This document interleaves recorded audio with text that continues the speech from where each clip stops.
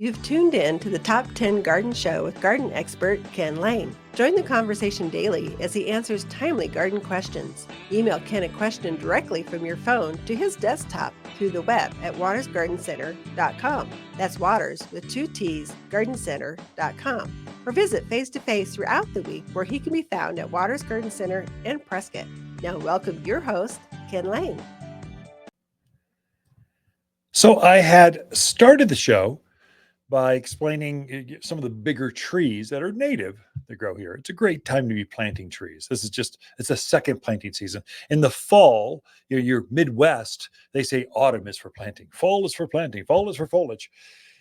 Here in where the monsoon patterns is, we cheat that up some and we go, the monsoons are for planting. The monsoons are for fall, for planting, especially bigger plants, big spruce, big deodar cedars, big aspens, big maples, big.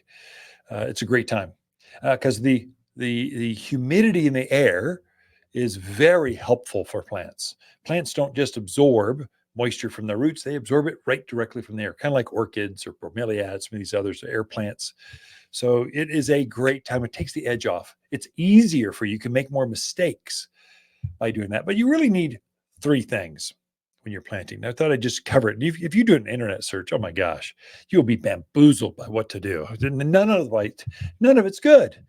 And so I'm going, okay, I can explain this. Let me tell you what really works. I got 32 years doing this. It works almost every time. First of all, the bigger the root, the more success you have. Again, a small 5-gallon plant, you got to be more exact with the gardening. And so it's a little bit tougher. The bigger the root ball, the more mistake factor, because the more soil it's going to pull for moisture, nutrients from around the root ball to kind of support that plant.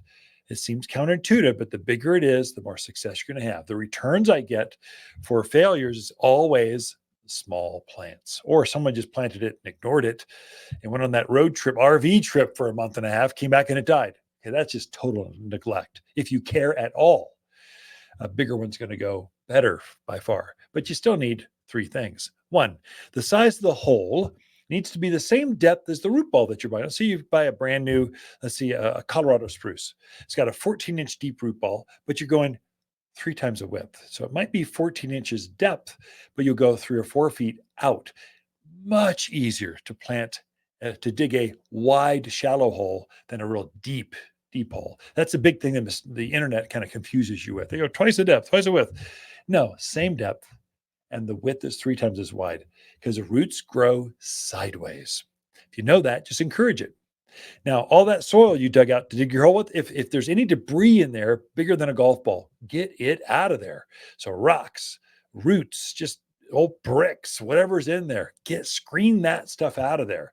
It just heats up in summer and bakes the roots. So that's too big a particle to hold water molecules. It doesn't do the plant any good. So you want to excrete that out of there. So, and then what's left, you're going to amend premium compost. So compost, like a charcoaly, coffee-looking material that amends that, and you're just blending that into your native soil. What that's doing is it's going to ignite the mycorrhizal colonies. It's going to attract the worms. It's going to allow the roots to grow through that soil.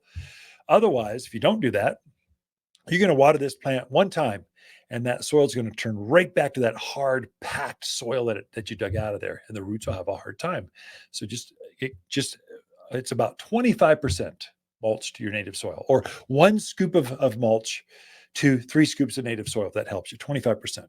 So you blend that, you use that to backfill around the root ball, pack it down, and now you need to add some fertilizer. There is no food in your soil. This is hard for you Midwest folks. You just, what? I'm used to 8-foot topsoil. I'm from Wisconsin.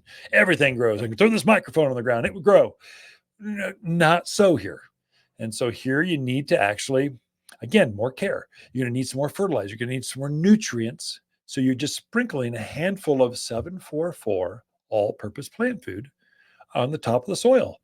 And then every time you water, it's going to release a little food for the next 3 months. It's going to be magic for the plant. Then you water it all in with root and grow. So it's a compost tea that we make. So root and grow is so that plant is absolutely, it's going to freak out.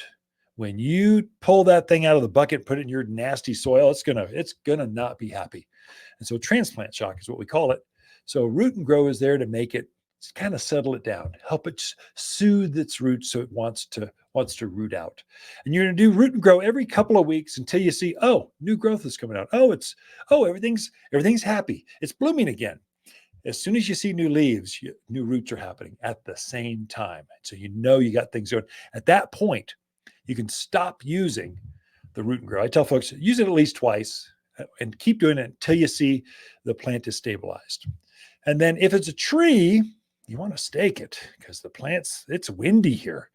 And so if it's taller spruce or bigger, let's say maple, aspens, you want to stake it. Just a couple of lodge poles either side, tie it once. That's all it takes. Keeps it upright. And so that's what you need. Dig the hole, same depth, 3 times the width. Add some mulch, sprinkle some 744 all-purpose plant food on top, and water it in with root and grow for transplant shock. And if it's a big thing, stake it. It's that simple. Every time you buy a tree or a plant, you get our Water's Water Guide. It tells you all of that in picture form with exact quantities. And on the back, it's got how many times you should water it per week or per month or per season.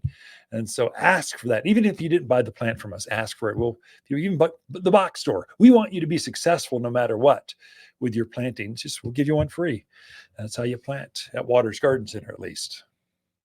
Butterflies bring magic to the garden, and attracting those winged wonders is easy with Waters' Butterfly Plant Collection. Waters specializes in local plants and knows exactly which plants butterflies adore.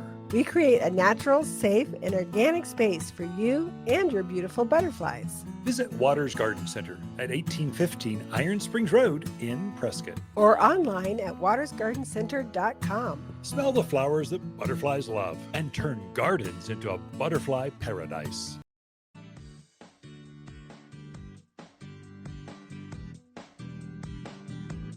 The Top 10 Gardener, your source for timely garden advice seasonally correct for the garden, guaranteed to make a difference in your yard this season.